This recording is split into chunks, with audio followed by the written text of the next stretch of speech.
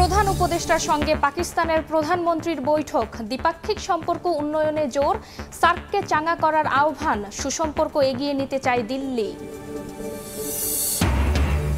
পোশাক শ্রমিকরা কাজে ফেরায় শিল্পাঞ্চলে নতুন উদ্যম এবং এইচএসসির পরীক্ষা না হওয়া বিষয় মূল্যায়নে গুরুত্ব পাবে এসএসসির নম্বর, বোর্ডকে মন্ত্রণালয়ের নির্দেশনা, অক্টোবরের মাঝামাঝি ফল প্রকাশের আশা।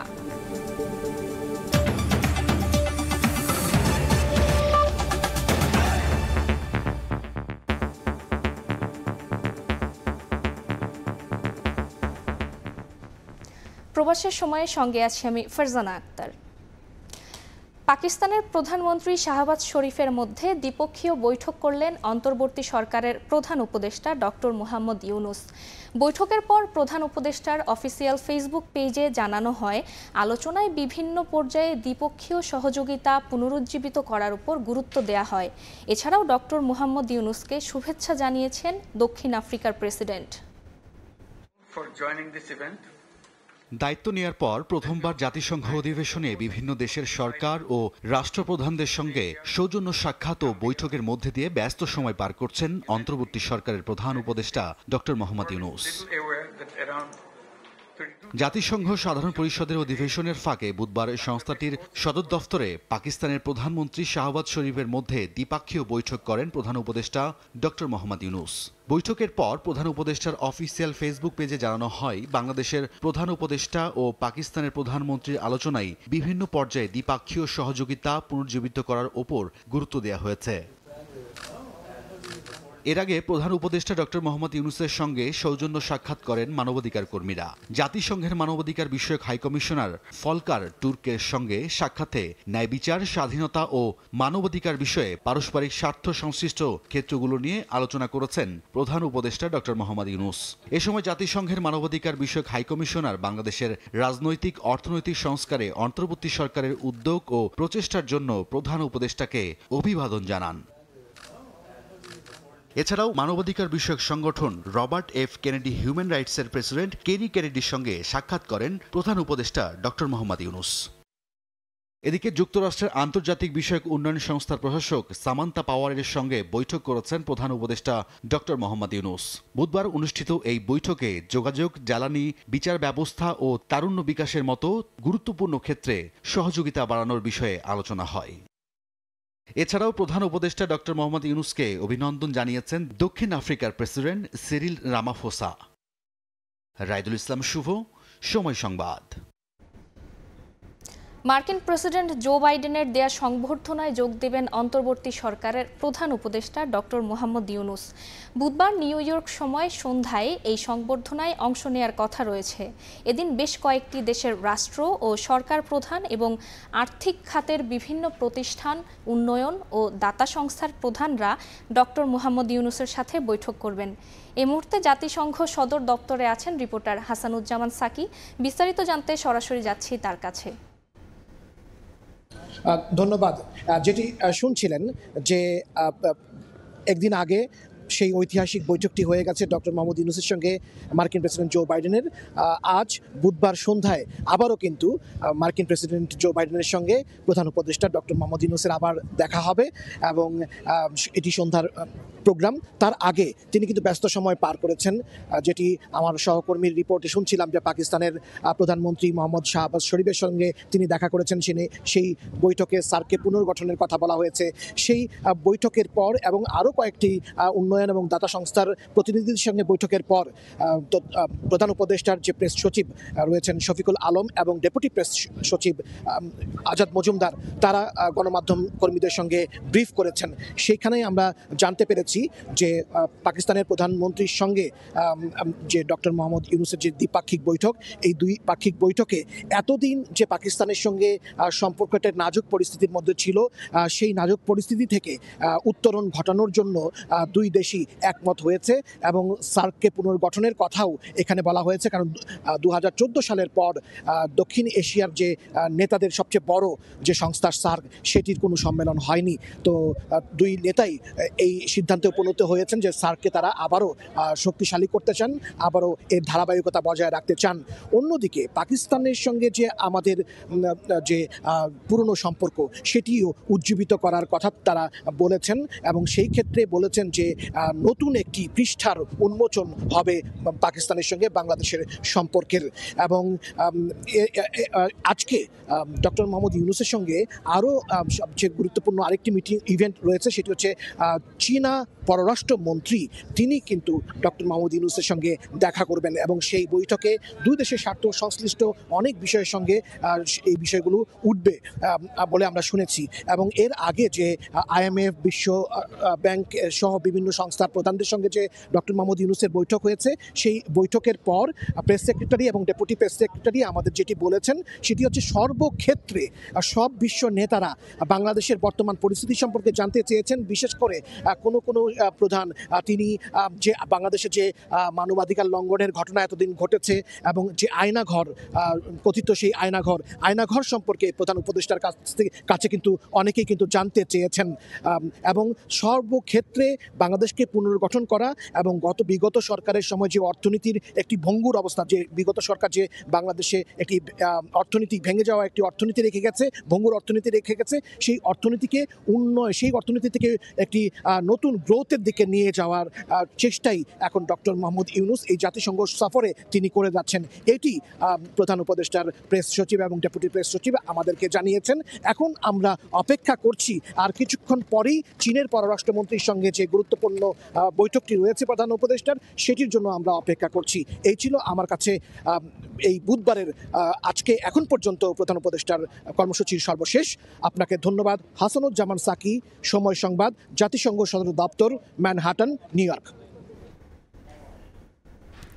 সরাসরি যুক্ত ছিলাম জাতিসংঘের সদর দপ্তরে। এর আগে রোহিঙ্গা ইস্যুতে সাইডলাইন বৈঠকে বসেন বিভিন্ন দেশের উচ্চ পর্যায়ের কর্মকর্তারা। এ সময় রোহিঙ্গাদের সহায়তায় বাংলাদেশকে প্রায় $20 কোটি সহায়তা দেওয়ার ঘোষণা দেন যুক্তরাষ্ট্র। বিষয়টি নিশ্চিত করেন মার্কিন আন্ডার সেক্রেটারি উজরা জেয়া। রোহিঙ্গা সংকট রাজনৈতিক সমাধানে 3 দফা প্রস্তাব তুলে ধরেন প্রধান উপদেষ্টা ডক্টর মোহাম্মদ ইউনূস।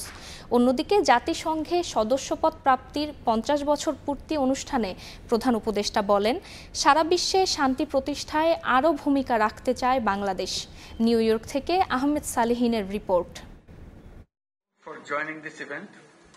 জাতিসংঘের অধিবেশন চলাকালে রোহিঙ্গা ইস্যুতে সাইডলাইন বৈঠকে বসেন বিভিন্ন দেশের উচ্চ পর্যায়ের কর্মকর্তারা। সংকট মোকাবেলায় নানা আলোচনার এক পর্যায়ে মার্কিন আন্ডার সেক্রেটারি উজরা জায়া ঘোষণা দেন, রোহিঙ্গাদের নিরাপত্তা, আবাসন ও আশ্রয়দাতাদের সহায়তায় প্রায় $200 মিলিয়ন সহায়তা দিবে যুক্তরাষ্ট্র। এ সময় বাংলাদেশের অন্তর্বর্তীকালীন সরকারের প্রধান উপদেষ্টা ডক্টর মোহাম্মদ ইউনূস আবারও রোহিঙ্গা প্রত্যাবাসনে যুক্তরাষ্ট্র সহ বিশ্ব নেতাদের সহযোগিতার হাত বাড়ানোর তাগিদ দেন। রোহিঙ্গা সংকট মোকাবেলায় রাজনৈতিক সমাধান সহ 3টি প্রস্তাব দেন তিনি। UN Secretary General may convene an all stakeholders conference on the Rohingya crisis as soon as possible. The joint response plan managed jointly by the UN system and Bangladesh needs to be energized. The resource raising mechanism needs further political push in view of the sliding funding situation. International community should seriously support the justice and accountability mechanism to address genocidal crimes committed against the Rohingya community in upholding rights, dignity and security of Rohingya people. সাইডলাইনে বৈঠক ছাড়াও যুক্তরাষ্ট্র সফরের প্রথম দিন বেশ ব্যস্ত সময় পার করেন ডক্টর ইউনূস। বেশ কয়েকটি দেশ ও সংস্থার নেতাদের সঙ্গেও সাক্ষাৎ করেন নোবেলজয়ী এই অর্থনীতিবিদ। যোগ দেন সাবেক মার্কিন প্রেসিডেন্ট বিল ক্লিন্টনের সংস্থা ক্লিন্টন গ্লোবাল ইনিশিয়েটিভের অনুষ্ঠানেও। সেখানে উপস্থিত ছিলেন বৈষম্য বিরোধী ছাত্র আন্দোলনের 3 সমন্বয়ক। এ সময় ডক্টর ইউনূস ছাত্র জনতার গণঅভ্যুত্থানের বর্ণনা দেন বিশ্ব নেতাদের সামনে। পরে অন্যতম 3 সমন্বয়কে পরিচয় করিয়ে দেন আন্তর্জাতিক পরিসরে। They shook the whole country by their speeches, by their dedication, their commitment. They said, you can kill us anytime you want, but we are not giving up. এদিকে জাতিসংঘের সদস্যপদ প্রাপ্তির 50 বছর পূর্তি উপলক্ষে আয়োজন করা হয় সুবর্ণ জয়ন্তীর অনুষ্ঠান, যেখানে যোগ দেন বিভিন্ন দেশের সরকার ও রাষ্ট্রপ্রধানরাও। এ সময় শান্তিরক্ষা মিশনে বাংলাদেশ সেনাবাহিনীর ভূমিকাও তুলে ধরেন ডক্টর ইউনূস। তিনি বলেন, সারা বিশ্বে শান্তি ও স্থিতিশীলতা প্রতিষ্ঠায় সবসময় কাজ করবে বাংলাদেশ। খুবই একটা সাকসেসফুল একটা মিটিং ছিল। সবচেয়ে মেজর যেটা ছিল এই ডিসকাশনে, যে সবাই বাংলাদেশকে প্রশংসা করেছেন। 5 দিনের যুক্তরাষ্ট্র সফরে আগামী 27 সেপ্টেম্বর জাতিসংঘের সাধারণ পরিষদের অধিবেশনে বক্তব্য দেবেন ডক্টর মোহাম্মদ ইউনূস। জাতিসংঘে সদস্যপদ প্রাপ্তির 50 বছর পূর্ণ করল বাংলাদেশ, আর সেই সুবর্ণজয়ন্তী উদযাপন উপলক্ষে জাতিসংঘের সদর দপ্তরে আয়োজন করা হয় এক অনুষ্ঠানের, যেখানে শান্তি মিশনে বাংলাদেশ সেনাবাহিনীর ভূয়সী প্রশংসা করেন উপস্থিত বিশ্বনেতারা। আর অন্তর্বর্তীকালীন সরকারের প্রধান ডক্টর মোহাম্মদ ইউনূস বলেন, সারা বিশ্বে শান্তি প্রতিষ্ঠায় আরও ভালো কাজ করতে চান তারা। আহমেদ সালেহীন, সময় সংবাদ, নিউ ইয়র্ক, যুক্তরাষ্ট্র।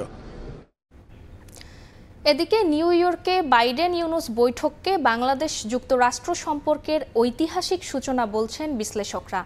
দেশের স্বার্থে এই সম্পর্ককে কাজে লাগানোর পরামর্শ তাদের। বলছেন, বিনিয়োগ বাড়ানো, পাচারের অর্থ ফেরানোর মতো বিষয়ে সহযোগিতা মিললে সুফল পাবে বাংলাদেশ। সানবীর রুপলের রিপোর্ট। জাতিসংঘের সাধারণ অধিবেশনের ফাঁকে মার্কিন প্রেসিডেন্ট জো বাইডেন এবং বাংলাদেশের অন্তর্বর্তী সরকারের প্রধান উপদেষ্টা ডক্টর মোহাম্মদ ইউনূসের বৈঠকে দুই দেশের স্বার্থ সংশ্লিষ্ট নানা বিষয়ে আলোচনা হয়। ডক্টর ইউনূস তুলে ধরেন সম্প্রতি ঘটে যাওয়া গণ অভ্যুত্থানের চিত্র, আর বর্তমান সরকারের সহযোগিতায় পূর্ণ সমর্থন জানান মার্কিন প্রেসিডেন্ট। 30 মিনিটের এ বৈঠকে দুই দেশের সম্পর্কের ঐতিহাসিক সূচনা বলছেন বিশ্লেষকরা। আমেরিকা বলছে আমরা সব ধরনের সাহায্য করব। এখন সেটা আরও যখন স্পেসিফিক হবে তখন হয়তো বোঝা যাবে যে আসলে ওই সব ধরনের সাপোর্টের মধ্যে কী জিনিসগুলো আছে।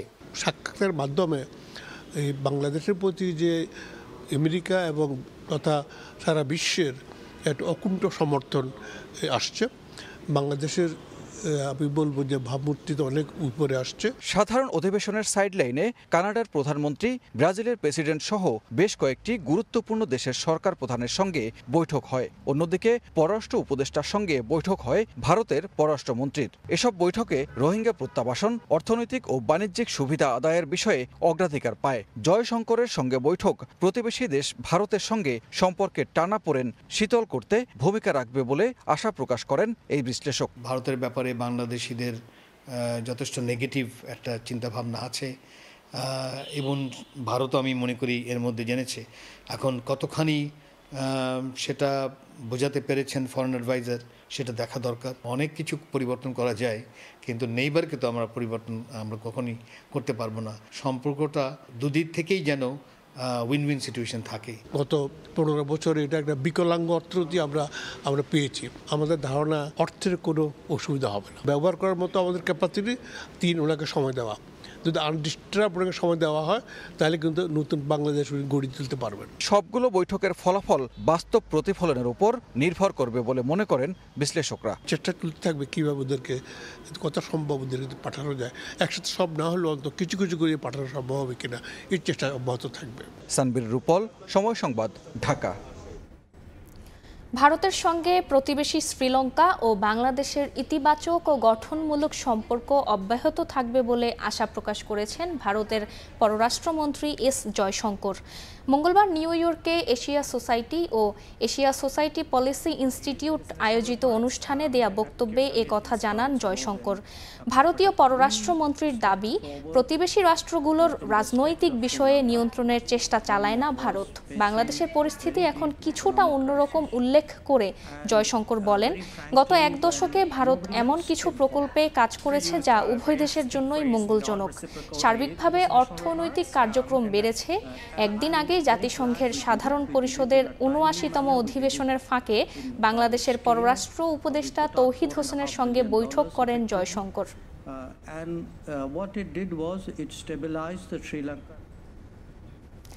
নির্বাচন ব্যবস্থা দ্রুত সংস্কার করে যৌক্তিক সময়ে ভোটের আহ্বান জানিয়েছেন বিএনপি নেতারা। জনগণের সরকারের হাত ধরে দেশে আবারও মানুষের অধিকার প্রতিষ্ঠিত হবে বলে জানিয়েছেন তারা। নাগরিক ঐক্যের সভাপতি মাহমুদুর রহমান মান্নার শারীরিক অবস্থার খোঁজ নিতে বিএসএমএমইউতে ডক্টর আব্দুল মঈন খান। কেবিন থেকে বেরিয়ে গণমাধ্যমে কথা বলেন বিএনপির স্থায়ী কমিটির এই সদস্য।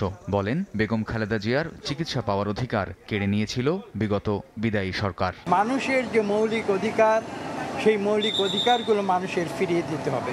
আপনারা দেখেছেন দেশনেত্রী বেগম খালেদা জিয়া কিভাবে সেই অধিকার থেকে বঞ্চিত করা হয়েছিল। এদিকে রাজধানীর ডিআরইউতে আলোচনা সভায় বিএনপির সিনিয়র যুগ্ম মহাসচিব রুহুল কবির রিজভী ভারতে ইলিশ রপ্তানির সমালোচনা করে বলেন, যারা বাংলাদেশকে 1 ইঞ্চিও ছাড় দেয় না তাদের প্রভুসুলভ আচরণ মেনে নেওয়া যাবে না। সংস্কারে বেশি সময় লাগার কথা না মন্তব্য করে নির্বাচন ব্যবস্থার দিকে এগিয়ে যেতে অন্তর্বর্তী সরকারকে আহ্বান জানান তিনি। যারা আমাদেরকে এমন হেয় করে, যারা আমাদেরকে কীটদাসের মতো আচরণ করে, যে পা বেঁধে উপরে ঝুলিয়ে রাখবে, তখন আমি বলবো তাহলে আমরা ভাই ইলিশ মাছটা কেন দেব? নির্বাচন কমিশনের স্বাধীনতা যেটা নিশ্চিত হওয়া দরকার, সেই সমস্ত প্রয়োজনীয় সংস্কারের সুপারিশ তারা করে একটা অবাধ সুষ্ঠু নির্বাচন করতে বেশি সময় লাগার কথা নয়। গণতান্ত্রিক চর্চা যেন আবারও বন্ধ না হয় সেদিকে মনোযোগ দিতেও সরকারের প্রতি আহ্বান বিএনপি নেতাদের। কামরুজ্জামান মামুন, সময় সংবাদ, ঢাকা। প্রবাসের সময় আরও থাকছে, কেজি দরে বাস বিক্রির অভিযোগ বিআরটিসির সচিবের বিরুদ্ধে, কারণ দর্শানোর নোটিশ, ব্যক্তিগত আক্রোশের শিকার দাবি অভিযুক্তের। কক্সবাজারে সেনা কর্মকর্তা তানজিম সারোয়ার নিহতের ঘটনায় 6 জনকে গ্রেফতার করেছে পুলিশ। জব্দ করা হয়েছে হত্যায় ব্যবহৃত সরঞ্জাম। এদিকে টাঙ্গাইলের তানজিমের গ্রামের বাড়িতে চলছে শোকের মাতম। স্বজনদের সমবেদনা জানিয়েছেন 7 অবসরপ্রাপ্ত সেনা কর্মকর্তা ও বিএনপি নেতারা। সেনা অভিযানে ডাকাতের ছুরিকাঘাতে নিহত লেফটেন্যান্ট তানজিম সারোয়ার নির্ঝরের কবর জিয়ারতে বিএনপি নেতারা।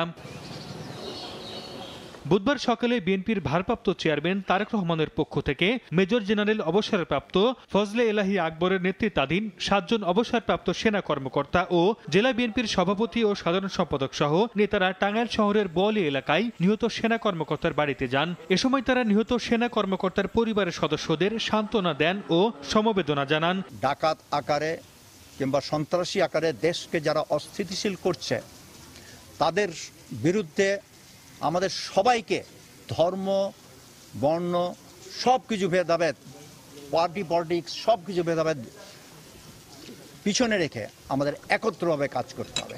তানজিম হত্যার ঘটনায় 6 জনকে গ্রেফতার করেছে পুলিশ। তাদের কাছ থেকে 2টি দেশীয় অস্ত্র, 11 রাউন্ড গুলি ও হত্যাকাণ্ডে ব্যবহৃত ছুরি ও মোটরসাইকেল উদ্ধার করা হয়েছে। 23 সেপ্টেম্বর রাতে কক্সবাজারের চকুরে ডুলাহাজরা এলাকায় একদল লোক ডাকাতির প্রস্তুতি নিচ্ছে এমন সংবাদে অভিযান চালায় যৌথ বাহিনী। উপস্থিতি টের পেয়ে পালিয়ে যাওয়ার চেষ্টা করে ডাকাতরা। এ সময় তাদের ধাওয়া করেন সেনা সদস্যরা। এক পর্যায়ে লেফটেন্যান্ট তানজিম সারোয়ার নির্ঝরকে ছুরিকাঘাত করা হয়। তাকে উদ্ধার করে হাসপাতালে নিলে চিকিৎসক মৃত ঘোষণা করেন। সর্দার মোহাম্মদ আরিফ, সময় সংবাদ। প্রতারণার মামলায় লক্ষ্মীপুর 1 আসনের সাবেক এমপি এম.এ. আউয়ালকে গ্রেফতার করেছে পুলিশ। বুধবার কলাবাগান থানায় এম.এ. আউয়াল সহ আরও কয়েকজনের নামে প্রতারণার মামলা করা হয়। এরপর কলাবাগানের একটি ভবন থেকে বিকেল 5টায় লক্ষ্মীপুর 1 আসনের সাবেক এমপি আউয়ালকে গ্রেফতার করে পুলিশ।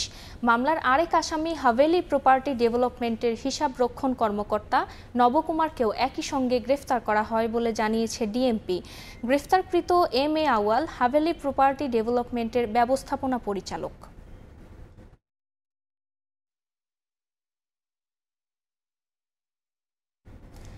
পোশাক শ্রমিকদের 18 দাবি মেনে নেয়ায় ব্যস্ততা ফিরেছে শিল্পাঞ্চলে। বুধবার সকাল থেকে কর্মস্থলে যোগ দেন শ্রমিকরা। তবে বেশিরভাগ কারখানায় উৎপাদন স্বাভাবিক হলেও গাজীপুর ও আশুলিয়ায় 32টি বন্ধ ছিল।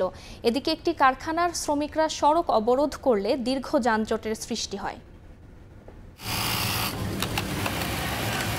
ফ্লোরে ফ্লোরে পুরোদমে চলছে সুই সুতার বুনন। কয়েক সপ্তাহের অস্থিরতা কাটিয়ে স্বাভাবিক উৎপাদন কার্যক্রমে ফিরেছে তৈরি পোশাক কারখানায়। দলে দলে কাজে যোগ দিয়েছেন শ্রমিকরা। মঙ্গলবার সচিবালয় সরকার, বিজিএমইএ ও শ্রমিক সংগঠনের বৈঠকের পর মজুরি বৃদ্ধি এবং 10% হারে ইনক্রিমেন্ট প্রদান সহ পোশাক শ্রমিকদের 18টি দাবি মেনে নেয়ার সিদ্ধান্ত নেয় সরকার ও মালিকপক্ষ। আমরা সবকিছু ঠিক মতো পাবো, এটা আমাদের দাবি ছিল, কিন্তু মালিকপক্ষ এসব মেনে নেওয়ার কারণে আমরা যথেষ্টভাবে খুশি আছি। সরকারি যেহেতু মেনে নিচ্ছে, আমাদের কোম্পানিও মেনে নেবে, আর কোম্পানির ভালো আমাদের ভালো। এদিকে অধিকাংশ কারখানা খুললেও সাভারের আশুলিয়া এখনো বন্ধ রয়েছে 19টি। বিজিএমইএ এর সব সিদ্ধান্তে মালিকপক্ষ রাজি না হওয়ায় উৎপাদন থমকে আছে বলে জানিয়েছেন শিল্প পুলিশ। মাসের প্রথম 7 কার্যদিবসের মধ্যে বেতন প্রদান করার কথা, তারপর অনেক ফ্যাক্টরি এই বেতনটা প্রদান করতে ব্যর্থ হয়। তখন দেখা যাচ্ছে পরিস্থিতি সামাল দেওয়ার জন্য বিভিন্নভাবে বন্ধ রাখে। গাজীপুরেও খোলেনি 13টি কারখানা, উল্টো আবারও সড়ক অবরোধে নামে পৌলবার বিডি নামের পোশাক কারখানার শ্রমিকরা। এতে ঢাকা ময়মনসিংহ মহাসড়কে 7 কিলোমিটার যানজটের সৃষ্টি হয়। পরিস্থিতি নিয়ন্ত্রণে নামে সেনাবাহিনীর সদস্যরা। প্রায় 2 ঘন্টা পর যান চলাচল স্বাভাবিক হয়। লাবিব হাসান, সময় সংবাদ। রাজধানীর বাজারে চড়া দামে ইলিশ বিক্রি হচ্ছে বলে অভিযোগ বেশিরভাগ ক্রেতার। তবে বিক্রেতাদের দাবি, এক রাতের ব্যবধানে কেজি ওজনের 1 হালি ইলিশে দাম কমেছে 200 টাকা। এদিকে কারওয়ান বাজারে অভিযানে এসে পাকা ক্যাশ মেমো না পাওয়ায় 5 ইলিশ বিক্রেতাকে 42,000 টাকা জরিমানা করেছে জাতীয় ভোক্তা অধিকার সংরক্ষণ অধিদপ্তর। ভোরের আলো ফুটতেই রাজধানীর কারওয়ান বাজারে ইলিশের আড়তে শুরু হয় জাতীয় ভোক্তা অধিকার সংরক্ষণ অধিদপ্তরের অভিযান। নানা যুক্তিতর্কের পর কয়েকজন বিক্রেতাকে জরিমানাও করা হয়। অপরাধ, বেচা কেনার রসিদ রাখেননি তারা। যে জায়গাতে কেনে ওই জায়গাতে ক্যাশ মেমো দেয় না, এর লেগে জরিমানা করছে 10,000। এইটা তো কখনো কেউ দেয় না, বলবে না, কেউর কাছে নাই। এরই মধ্যে বিক্রেতারা দাবি করলেন সুস্বাদু এই রূপালী মাছের দাম কমছে, যদিও বিভিন্ন অঞ্চলের ইলিশ বিক্রি হচ্ছে বিভিন্ন দামে। এটা আছে 2 কেজি 300 গ্রাম, এটা নিলে আজকাল লেগা 2500 টাকা কেজি রাখা যাবে। বলা মেঘনার মাছের দাম বেশি, চিটাং এটা হলো ফিশিং, এটা হলো সাগরের মাছ, এটা একটু দাম একটু কম। বেচতে 1600 টাকা কেজি, এটা চাঁদপুরের মাছ। বরিশালের হয়তো 50 টাকা কম হয়। ক্রেতারা বলছেন উচ্চ মূল্যের কারণে মাছে ভাতে বাঙালির কাছে বর্তমানে দুষ্প্রাপ্য বস্তুতে পরিণত হয়েছে জাতীয় মাছ ইলিশ।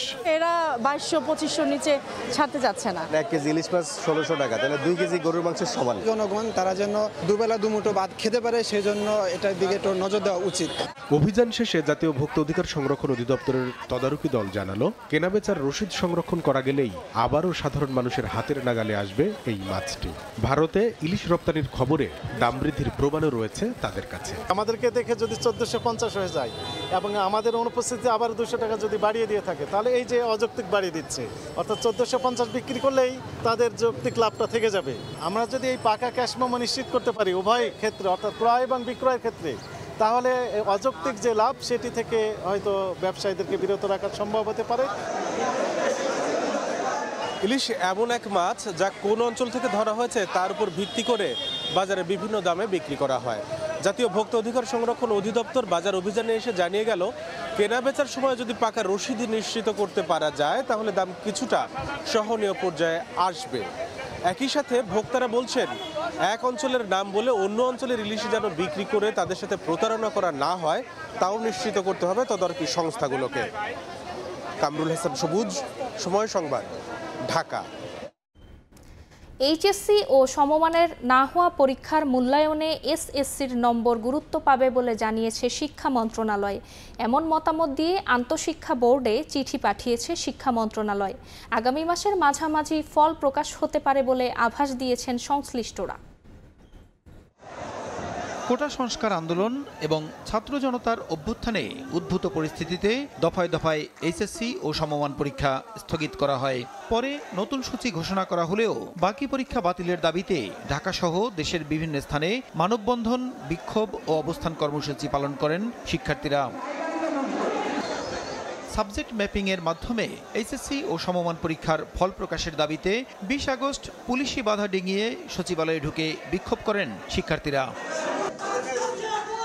সেদিনই বিকেলে আন্তঃশিক্ষা বোর্ড সমন্বয় কমিটি এবং ঢাকা শিক্ষা বোর্ডের চেয়ারম্যান অধ্যাপক তপন কুমার সরকার এইচএসসি ও সমমানের অবশিষ্ট পরীক্ষা বাতিলের ঘোষণা দেন। অবশেষে বুধবার ফলাফল প্রকাশের পদ্ধতি নিয়ে স্পষ্ট নির্দেশনা দিয়েছে শিক্ষা মন্ত্রণালয়। এইচএসসিতে যে কয়টা বিষয়ের পরীক্ষা হয়েছে সেগুলোর ফলাফল হবে উত্তরপত্র মূল্যায়ন করে, আর যেগুলোর পরীক্ষা হয়নি, বাতিল হয়ে গেছে, সেই বিষয়গুলোর ফলাফলটা আসবে এসএসসিতে যে রেজাল্ট হয়েছে তাদের সাবজেক্ট ম্যাপিং এর মাধ্যমে। এই দুই পদ্ধতিতে মিলে তারপরে উচ্চ মাধ্যমিকের রেজাল্ট হবে। সব বোর্ডেরই একই সিদ্ধান্ত। অনুষ্ঠিত না হওয়া এইচএসসি পরীক্ষার নম্বর নির্ধারণে সুস্পষ্ট মতামত দিয়ে এরই মধ্যে শিক্ষা মন্ত্রণালয় থেকে আন্তঃশিক্ষা বোর্ডে একটি চিঠি পাঠানো হয়েছে বলেও জানিয়েছে সংশ্লিষ্ট মন্ত্রণালয়। প্রসূন আশিস, সময় সংবাদ, ঢাকা। ছাত্রলীগকে পুনর্বাসন চেষ্টার অভিযোগে টানা দ্বিতীয় দিনের মতো ক্লাস পরীক্ষা বর্জন করায় বুয়েট ক্যাম্পাসে তৈরি হয়েছে অচলাবস্থা। শিক্ষার্থীদের অভিযোগ 2019 সালে আবরার ফাহাদকে পিটিয়ে হত্যার ঘটনার পর ছাত্রলীগকে যারা ক্যাম্পাসে পুনর্বাসনের চেষ্টা করেছিল তারা আবারও মাথাচাড়া দিতে চাইছে। তারা ক্যাম্পাসে থাকছে, নিয়মিত ক্লাসও করছেন। শাস্তি না দিয়ে তাদের পুনর্বাসনের চেষ্টা মানা হবে না জানিয়ে শিক্ষার্থীরা বলছেন ক্যাম্পাসে ছাত্র রাজনীতি চান না তারা। সেজন্য শিক্ষক ও প্রশাসনের সঙ্গেও আলোচনা চলছে। দাবি আদায় না হওয়া পর্যন্ত এ কর্মসূচি চালিয়ে যাওয়ার কথাও জানিয়েছেন তারা।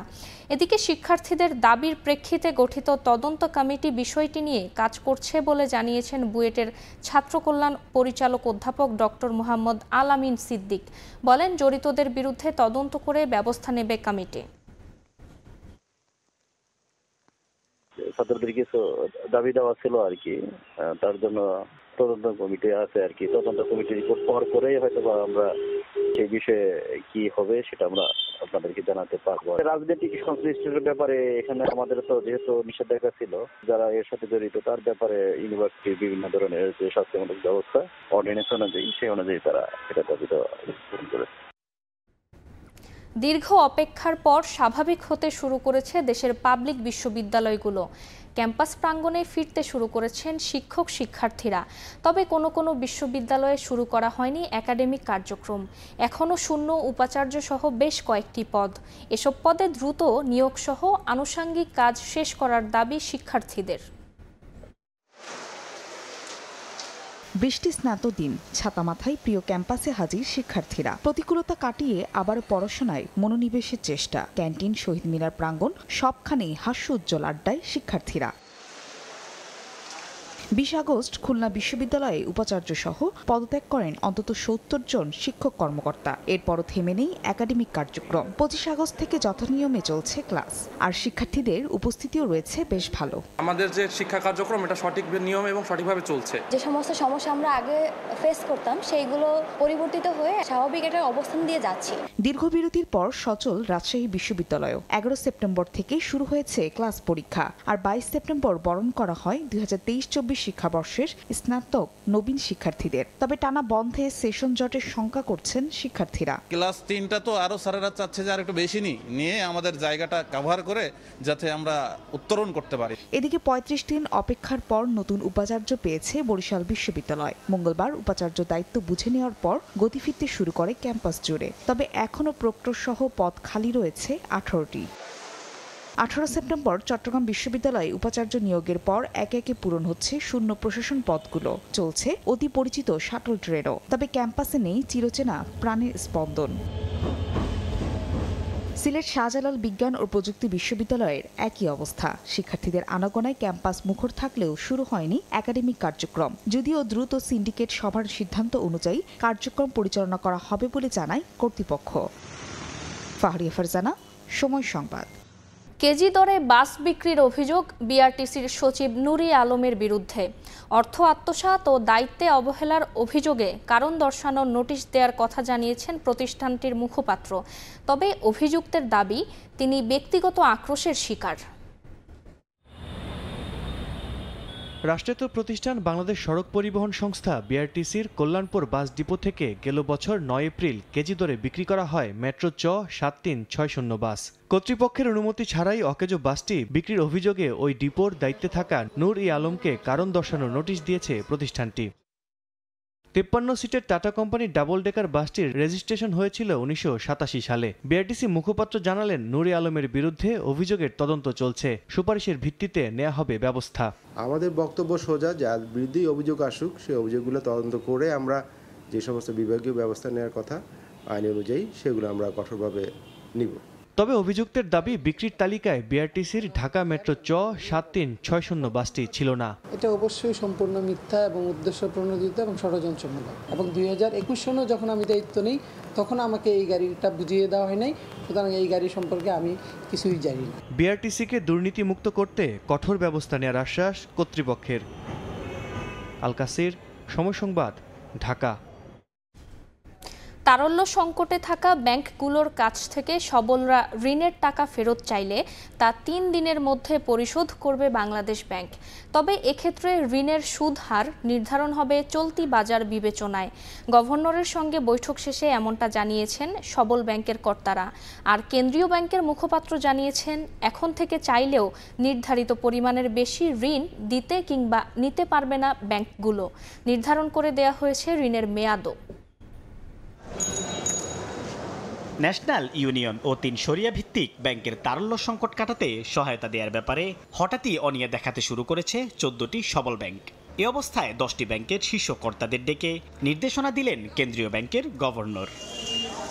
বুধবার গভর্নরের সঙ্গে বৈঠকে অংশ নেন BRAC, eastern mutual trust, Asia, DBBL, Dhaka, Sonali, social Islami ও পূবালী ব্যাংকের কর্তারা, যেখানে আলোচনা হয় দুর্বল ব্যাংকগুলোকে সহায়তা দেওয়ার ক্ষেত্রে বাজার ভিত্তিক অবস্থার উপর নির্ভর করে নির্ধারণ হবে সুদের হার। টাকা চাওয়ার 3 দিনের মধ্যে উনি আমাদেরকে টাকাটা দিয়ে দিবেন বাংলাদেশ ব্যাংক। আর একটা যেটা হচ্ছে যে ইন্টারেস্ট রেট নিয়ে কথা হয়েছে, বলছি যে আপনারা বাইলেটারি ঠিক করবেন যে আপনারা যে যাকে টাকা দিচ্ছেন সে কোন রেটে নেবে না নেবে সেটার উপর ডিপেন্ড করবে, এবং বাংলাদেশ ব্যাংক ইন্টারেস্ট সহকারে সেই টাকাটা আমাদেরকে দিয়ে দেবে। বাংলাদেশ ব্যাংকের মুখপাত্র অবশ্য বলছেন, নির্ধারিত পরিমাণের বেশি ঋণ কেউ দিতেও পারবে না, নিতেও পারবে না। ঋণের মেয়াদও নির্ধারণ করে দিয়েছে কেন্দ্রীয় ব্যাংক, যা হবে সর্বনিম্ন 3 মাস থেকে সর্বোচ্চ 1 বছর পর্যন্ত।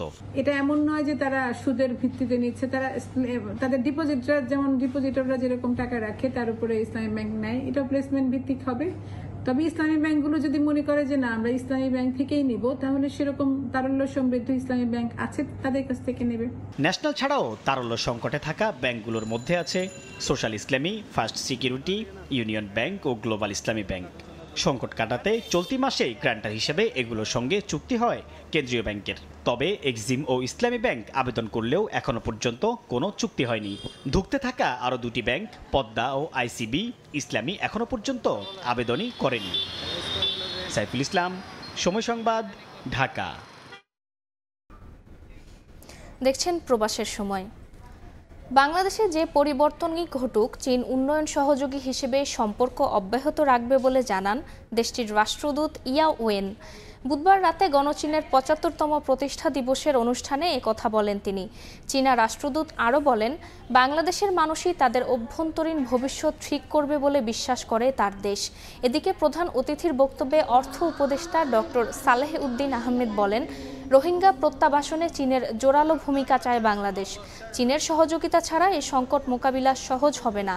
দ্বিপাক্ষিক ইস্যুতে অর্থ উপদেষ্টা বলেন, বাংলাদেশ উইন উইন পররাষ্ট্র নীতিতে বিশ্বাসী।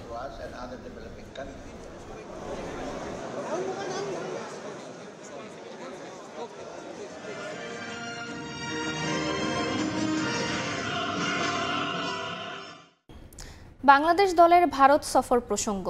শঙ্কা কাটিয়ে কানপুর টেস্টে খেলছেন টাইগার অলরাউন্ডার সাকিব আল হাসান, নিশ্চিত করেছেন head coach Chandika Hathurusingha. Batting ব্যর্থতা কাটিয়ে উঠতে এই ইউনিট নিয়ে করা হয়েছে আলাদা কাজ। উইকেট দেখেই ম্যাচ ডেতে একাদশ সাজানোর কথাও জানান হাতুরু। কানপুর থেকে মাহবুব রিমনের রিপোর্ট। কানপুরে এ যেন সেই চিরচেনা সাকিব, সদা হাস্যোজ্জ্বল চনমনে, গোটা দলেরই মধ্যমণি। হাসলেন, হাসালেন, প্রথমে রানিং, এরপর খেললেন গা গরমের ফুটবল। এরপর ব্যাট নিয়ে সোজা অনুশীলনে। এই ছবিটা টাইগার ভক্তদের জন্য স্বস্তির। শঙ্কাকে পাশ কাটিয়ে গ্রিন পার্কের ম্যাচের জন্য ফুলফিট বাংলার ক্রিকেটের পোস্টার বয়। অন্তত প্রেস কনফারেন্সে সেই নিশ্চয়তাই দিলেন হেড কোচ চান্ডিকা। সাকিব আল হাসানকে নিয়ে কোনো অনিশ্চয়তা নেই। আমি ফিজিও কিংবা অন্য কারো কাছ থেকে তার ইনজুরি নিয়ে কিছু শুনিনি। সে দ্বিতীয় টেস্ট খেলার জন্য আমাদের বিবেচনায় আছে। চেন্নাই টেস্টে আমি তার পারফরমেন্স নিয়ে হতাশ নই। গোটা দলের পারফরমেন্স আরও ভালো হতে পারত। আমি নিশ্চিত সে জানে তার পক্ষে আরও ভালো পারফর্ম করা সম্ভব। তার সামর্থ্য আমরা সবাই জানি। আমার মতে দ্বিতীয় ইনিংসে সে ভালো ব্যাটিং করেছে।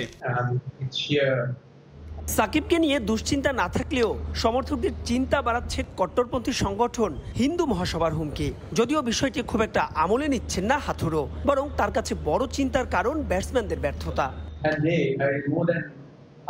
ভালো শুরু পেলে ইনিংস বড় করতে হবে, তা হচ্ছে না, এটাই দুশ্চিন্তার বিষয়। টেস্ট ক্রিকেটে কেউ 30 বল খেলে ফেললে উইকেটে থিতু হওয়া জরুরি। কিভাবে প্রতিরোধ করতে হবে ভারতের এই দল তা ভালো করেই জানে। তাই আমাদের দীর্ঘ সময় ধরে ভালো ব্যাট করে যেতে হবে। আর নিরাপত্তা নিয়ে আমি কিংবা দল উদ্বিগ্ন না। ব্যাপারটা বিসিসিআই দেখছে, আমরা তাদের উপর আস্থা রাখছি। গ্রিন পার্কের ইতিহাস বলে ম্যাচের ফলাফল নির্ধারণে বড় ভূমিকা রাখে প্রথম ইনিংসের ব্যাটিং। তাই তো টপ অর্ডারের কাছ থেকে সেখানে বড় স্কোর চান চান্ডিকা হাথুরু সিংহে। মাহবুব রিমন, সময় সংবাদ, কানপুর, ভারত। এ পর্যায়ে শীর্ষ সংবাদগুলো জানিয়ে দিচ্ছি আরেকবার। প্রধান উপদেষ্টার সঙ্গে পাকিস্তানের প্রধানমন্ত্রীর বৈঠক, দ্বিপাক্ষিক সম্পর্ক উন্নয়নে জোর, সার্ককে চাঙ্গা করার আহ্বান, সুসম্পর্ক এগিয়ে নিতে চায় দিল্লি।